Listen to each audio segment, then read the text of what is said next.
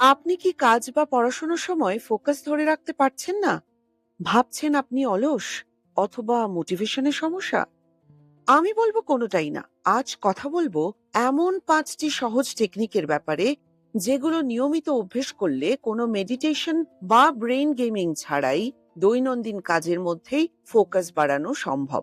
২০২৪ সালে প্রকাশিত একটি গবেষণায় দেখা গেছে মানুষ যখন বাস্তব কাজের সময় কিছু নির্দিষ্ট অভ্যেস বদলায় তখনই ফোকাস বাড়ে। সে আপনি স্টুডেন্ট হন বা চাকুরিজীবী, গৃহিণী হন বা ব্যবসায়ী, এই নিয়মগুলো সবাই ব্যবহার করতে পারেন। ১, রাইট, কাজ লেটস শুরু গেট করার স্টার্টেড। আগে পরিষ্কার করে ঠিক করুন আমি কি করছি। আজ প্রোডাক্টিভ হবই, এইটা ভেবে যদি কাজ শুরু করেন তাহলে আপনি মোটিভেটেড হবেন ঠিকই, কিন্তু তাতে ফোকাস বাড়বে না। কি করবেন? কাজ শুরু করার আগে প্রপার প্ল্যানিং দরকার। মানে, যেই কাজটা করতে যাচ্ছেন আগেই ভাবুন তার জন্য কতটা সময় লাগবে, যা যা উপকরণ বা অ্যাপ অথবা ওয়েবসাইট দরকার সেগুলো আপনার কাছে অ্যাভেলেবল আছে কিনা বা অ্যালাউড কিনা।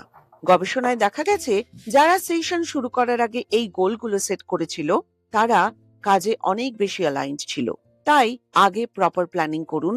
স্পেসিফিক গোল ফোকাস বাড়ায়। ২, মন সরে গেলেই সঙ্গে সঙ্গে ফিডব্যাক পাওয়ার ব্যবস্থা করুন। আপনি যদি দিনের শেষে ভাবেন আজ কতখানি ফোকাস ছিলাম, তাতে খুব একটা লাভ হয় না। বরং যখনই ড্রিফট বা ডিস্ট্রাকশন হচ্ছে সেই মুহূর্তে একটা সিগন্যাল দরকার। স্টাডি অনুযায়ী যাদের এই রিয়েল টাইম ফিডব্যাক ট্র্যাকিংটা ছিল তারা কন্ট্রোল গ্রুপের তুলনায় অনেক বেশি ফোকাস ছিল। যেই বুঝলেন ফোনে ঢুকে পড়েছেন অথবা অন্য কাজে মন চলে গেছে, হুম, নিজেকে রাইট। অ্যালার্ট করুন। Back to app work. না থাকলেও সমস্যা নেই, ক্যালেন্ডারে দাগ দিন, কাগজে মার্ক করুন। কাজে ফিরে এসে নিজেকে একটা পজিটিভ সিগন্যাল দিন। ৩, ফোকাস ফিরিয়ে আনার জন্য নিজেকে রিওয়ার্ড দিন। একবারও ডিস্ট্রাক্টেড হব না, এটা বেশিরভাগ ক্ষেত্রে বাস্তবসম্মত নয়।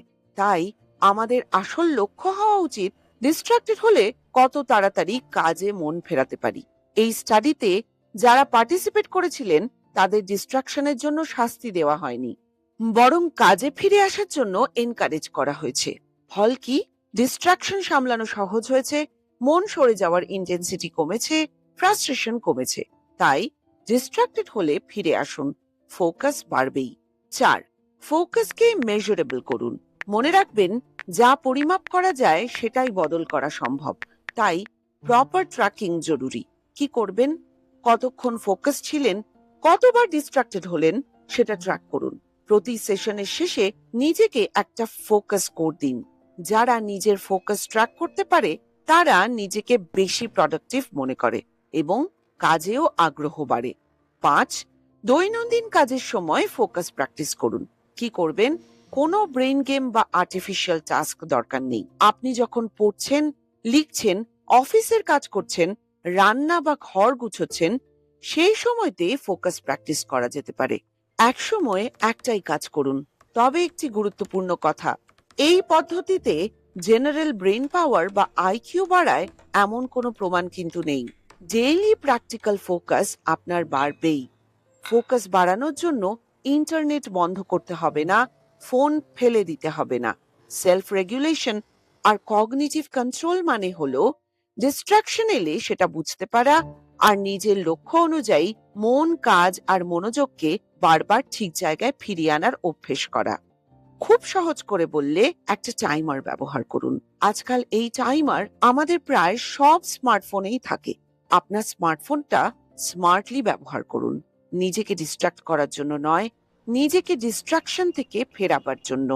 কোনো মেডিটেশন বাধ্যতামূলক নয়, ডেইলি হ্যাবিটস একটু বদলালেই ফোকাস বাড়ানো সম্ভব। ভালো থাকুন, সুস্থ থাকুন।